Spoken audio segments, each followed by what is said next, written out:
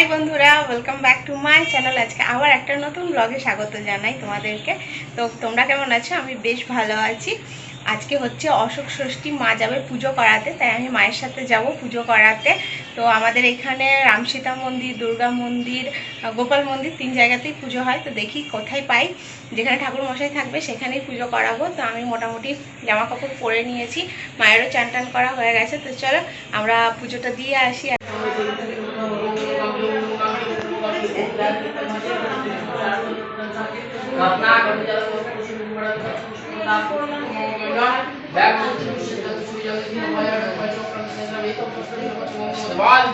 महादेव शिवाय नमो शिवाय नमो शिवाय नमः।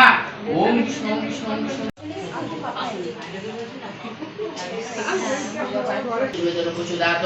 ओम विष्णु सामान्य पुष्पं निमिदामि पुष्ये। পুজো করতে এসেছো?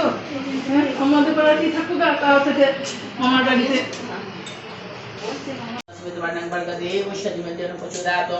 ओम विष्णु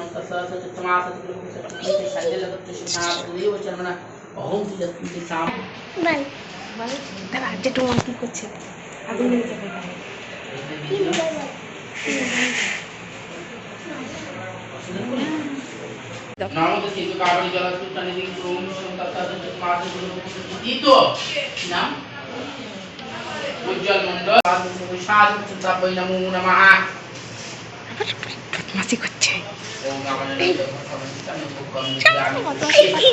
रियलमी बानानটা বলে দে।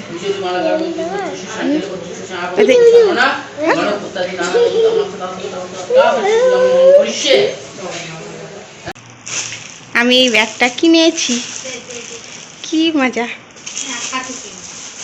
তুই নিবি? বাজারে 100 টাকা। আমি তোর জন্য নিচ্ছিলাম, তা মা বললো ও আগে বাড়ি গিয়ে দেখুক নেবে কিনা, বিকেল আবার এনে দেবো। এইমাত্র আমরা বাড়ি এলাম, তো আমাদের পুজো করানো হয়ে গেল। তো আজকে একটা মন্দিরেই পুজো হচ্ছিল, বাকি দুটো মন্দিরে তোমার পুজো হয়েছে সকাল দিকে। তো এখন খানিকক্ষণ বন্ধ ছিল, ওই জন্য ওই মন্দিরে ভিড়ও ছিল খুব, রামসীতার মন্দিরে। তো পুরো মন্দিরটাও তোমাদেরকে আমি দেখালাম। তো ওটা এই রামনবমীর দিন বেশ ভালো করে সাজানো হয়। আর আসার সময় আমার একটা ব্যাগ পছন্দ হলো, তো ব্যাগটা আমি কিনে আনলাম। এই যে ব্যাগটা বেশ সুন্দর লাগছিল দেখতে, মাত্র 100 টাকা দাম নিয়েছে। দেখতে অনেকের হাতেই দেখি বাজারে যে সবাই নিয়ে ঘুরে বেড়ায়, তো তখন থেকে ইচ্ছে ছিল যে একটা কিনবো।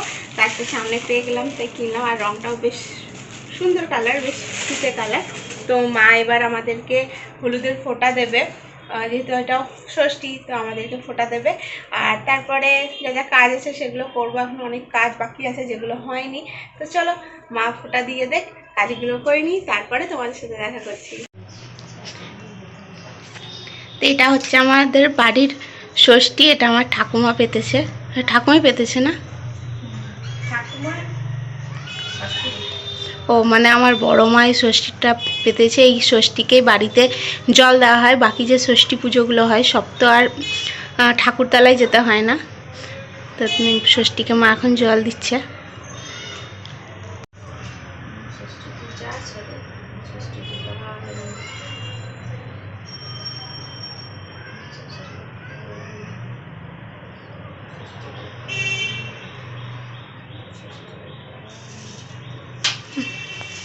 ভালো, তুমি ফল মিষ্টি দাও, আমি আসছি ছাদ থেকে। না আমি প্রথম ছাড়া জামা পরে নিচ্ছি।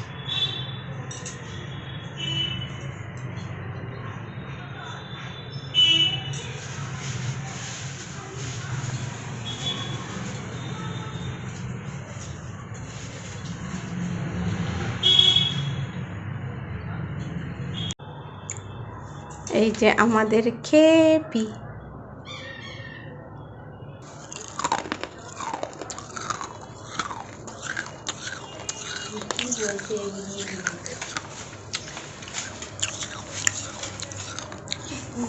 বাস এবার খাবারটা দেওয়ার জন্য কাড়াকাড়ি করবে।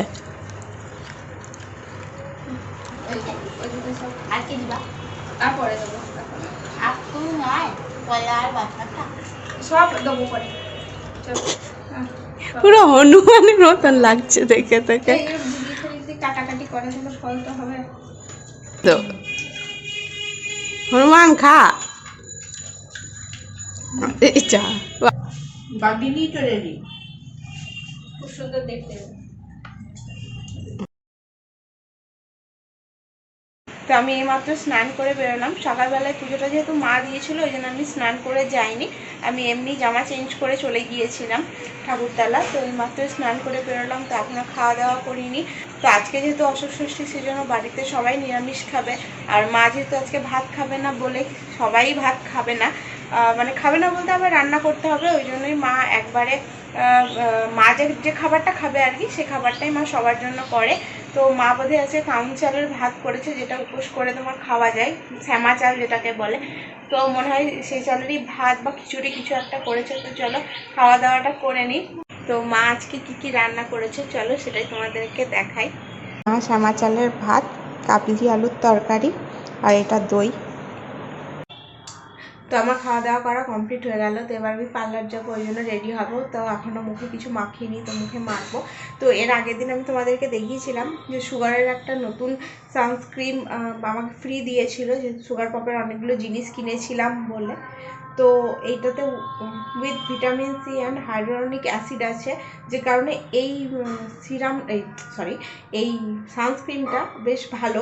মানে অন্য সানস্ক্রিনগুলো যেমন মানে মুখের মধ্যে মনে হয় চাপ চাপ ধরে থাকে, এটা সেরকম নয়।